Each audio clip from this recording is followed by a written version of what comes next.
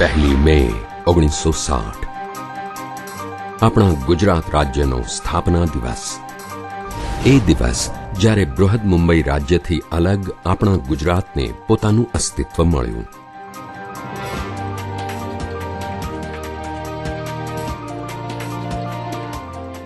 એ દિવસ જ્યારે ગુજરાતીઓને મળી પોતાની આગવી ઓળખ અને આરંભ થયો રાજ્યની અવિરત વિકાસ યાત્રાનો।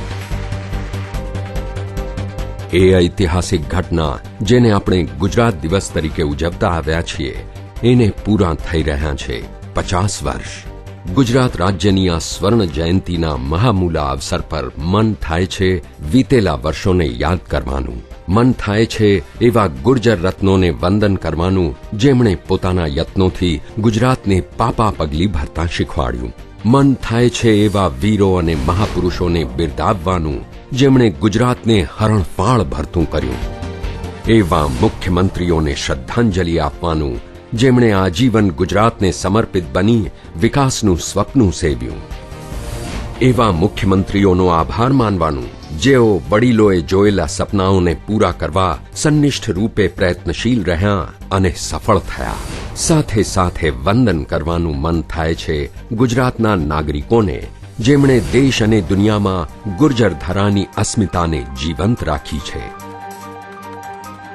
ગુજરાતની આજ સુધીની આ સફળ વિકાસ યાત્રાના પાયામાં છે દરેક ગુર્જર વીરે માતૃભૂમિ માટે કરેલો સંકલ્પ। પછી ભલેને સ્વતંત્રતાનો હોય કે શાંતિનો, અખંડિતતાનો હોય કે વિકાસનો, જાગૃતિનો હોય કે પ્રગતિનો। અને હવે વખત આવી ગયો છે કે આપણે વર્ષોથી ચાલતી આવતી આ સંકલ્પની પરંપરાને આગળ વધારીએ અને સ્વર્ણિમ સંકલ્પથી મેળવીએ સ્વર્ણિમ સિદ્ધિ। આ ઉજવણીનો હેતુ વીતેલા 50 વર્ષોમાં આપણે કરેલા કાર્યોને બિરદાવી તેના ગુણગાન ગાવાથી પણ કંઈક વિશેષ છે। આ અવસર સાચા અર્થમાં સ્વર્ણિમ ત્યારે બને જ્યારે એની ઉજવણી આગામી વર્ષોના વિકાસની હરણફાળ માટે પ્રેરણાદાયી બને। આ પ્રયાસમાં માત્ર સરકાર જ નહીં, દરેક ગુજરાતી ભલે કોઈ પણ ગામ, ફળિયા, નાના કે મોટા શહેર, નગર, મહાનગર, અન્ય રાજ્ય કે વિદેશમાં કેમ ના રહેતો હોય, કોઈ પણ સ્વરૂપે પોતાની શક્તિ પ્રમાણે જોડાઈ શકે છે। આ ઉજવણીમાં સ્વયં જ સ્વયંને આમંત્રણ આપવાનું છે। દરેક ગુજરાતીએ લેવાનો છે એક સ્વર્ણિમ સંકલ્પ જેનું પાલન ગુજરાતને આગામી વર્ષોમાં વિકાસ માર્ગ પર લઈ જાય। 5.5 કરોડ શુભ સંકલ્પોને માં ગુર્જરીના ચરણોમાં સમર્પિત કરીને માં ભારતીને સુજલામ સુફલામ બનાવવાનો રાષ્ટ્રભક્તિનો આપણો નિર્ધાર પરિપૂર્ણ કરીશું। આની પૂર્વ તૈયારી રૂપે પ્રથમ તબક્કામાં ગુજરાતના પ્રથમ મુખ્યમંત્રી ડોક્ટર જીવરાજ મહેતાના વતન અમરેલી ખાતેથી 1 મે 2008 ગુજરાતના સ્થાપના દિનથી સ્વર્ણિમ સંકલ્પ જ્યોત રથનો શુભારંભ કરવામાં આવ્યો અને ગુજરાતના 220 શહેરોને આવરી લેવાયા, જેમાં જોડાયા 52 લાખથી પણ વધુ લોકો, 37 લાખથી પણ વધુ લોકોએ વ્યક્તિગત સંકલ્પ લીધા, 10 લાખથી વધારે વૃક્ષોનું વાવેતર થયું। આ યાત્રાનો બીજો તબક્કો પૂજ્ય રવિશંકર મહારાજના જન્મદિવસથી એટલે કે 12 ફેબ્રુઆરીએ શરૂ થઈ 14 એપ્રિલના રોજ બાબા સાહેબ આંબેડકર જયંતીના દિવસ સુધી ચાલશે, જેમાં રાજ્યની તમામ ગ્રામ પંચાયતોને આવરી લેવામાં આવશે। ગ્રામ કક્ષાએ રચાશે સમિતિઓ જેવી કે સ્વાગત સમિતિ, આયોજન અને નિર્ણાયક સમિતિ।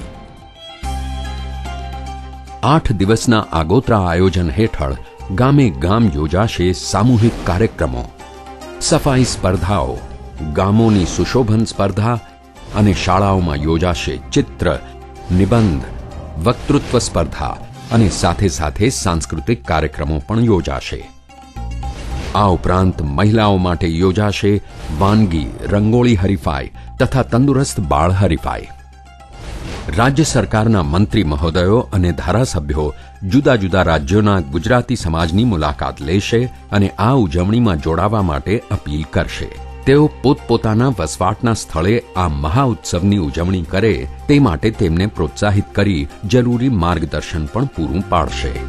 ગુજરાતની યુવા ધરોહર આ ઉજવણીમાં પૂર્ણ રૂપે ઓતપ્રોત થાય એ માટે ગુજરાતને નિરોગી, નિર્મળ, હરિયાળું અને સુશિક્ષિત બનાવવા યુવાનોને 100 કલાક ફાળવવાની અપીલ કરવામાં આવી રહી છે.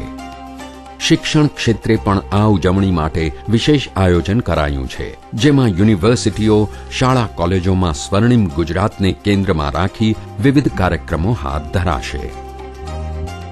આની સાથે સાથે ઓગસ્ટ 2010થી ઓક્ટોબર 2010 દરમિયાન મહાખેલ કુંભનું આયોજન કરવામાં આવશે, જે અંતર્ગત ગામે ગામના ખેલાડીઓને એકત્ર કરીને તેમની વચ્ચે ગ્રામીણથી લઈને રાજ્ય કક્ષા સુધીની વિવિધ રમતોની સ્પર્ધા યોજવામાં આવશે. આ ઉપરાંત યોજવામાં આવશે બૌદ્ધ ધર્મ અંગેનો વિશાળ પરિસંવાદ. આ સંદર્ભમાં તિબેટિયન બૌદ્ધ ધર્મગુરુ દલાઈ લામા આગામી જાન્યુઆરી માસમાં વડોદરાની MS યુનિવર્સિટી ખાતે યોજાનારા આ કાર્યક્રમમાં ઉપસ્થિત રહેશે. બૌદ્ધ ધર્મના ઉત્કૃષ્ટ વિચાર વારસાને ટકાવી રાખવા આંતરરાષ્ટ્રીય સ્તરના વિશેષજ્ઞોને આમંત્રીને એમની શિબિરો પણ યોજાશે. 2011માં યોજાશે vibrant Gujarat global investors summit, જ્યાં માત્ર રાષ્ટ્રના જ નહીં પરંતુ આંતરરાષ્ટ્રીય કોર્પોરેટ જૂથોને આમંત્રી એમને રોકાણ કરવા માટે યોગ્ય વિકલ્પો પૂરા પાડવામાં આવશે, જેથી નવી તકો ઊભી થાય અને વિકાસને વેગ મળે. સ્વર્ણ જયંતિ ઉજવણીનો વિધિવત પ્રારંભ 1 મે 2010ના રોજ અમદાવાદમાં થશે અને 1 વર્ષની ભવ્ય ઉજવણી બાદ 1 મે 2011ના રોજ ગાંધીનગરમાં પૂર્ણાહુતિ થશે. આ ઉજવણીના મહત્વના ભાગરૂપે ગ્રામ કક્ષાએ ઇનોવેટિવ પ્રોજેક્ટ માટે સીડ મની યોજના અંતર્ગત દરેક ગ્રામ પંચાયત લોક ભાગીદારી, દાન તથા અન્ય સ્ત્રોત દ્વારા ભંડોળ ઊભું કરશે. સાથે સાથે દરેક ગામને વસ્તીના આધારે યોગ્ય ફંડ પણ ફાળવાશે અને ઉત્કૃષ્ટ દેખાવ માટે વિજેતાને એવોર્ડ અપાશે. દરેક વિભાગ અને જિલ્લા માટે વિસ્તૃત યોજના બની છે, જેમાં પ્રતિમાસ થનારી પ્રવૃત્તિઓ વિશેની રૂપરેખા અને એના અમલીકરણની યોજનાઓ તૈયાર કરવામાં આવી છે. આ ઉજવણીને સફળ બનાવવા માટે રચવામાં આવ્યું છે વાર્ષિક થીમ કેલેન્ડર, જેમાં દરેક માસની સ્વર્ણિમ થીમ નક્કી કરવામાં આવી છે, જેને અનુસરીને રાજ્યમાં વિવિધ પ્રવૃત્તિઓ હાથ ધરાશે. દરેક જિલ્લાઓમાં રાજ્ય કક્ષાના કાર્યક્રમોનું આયોજન કરવામાં આવશે.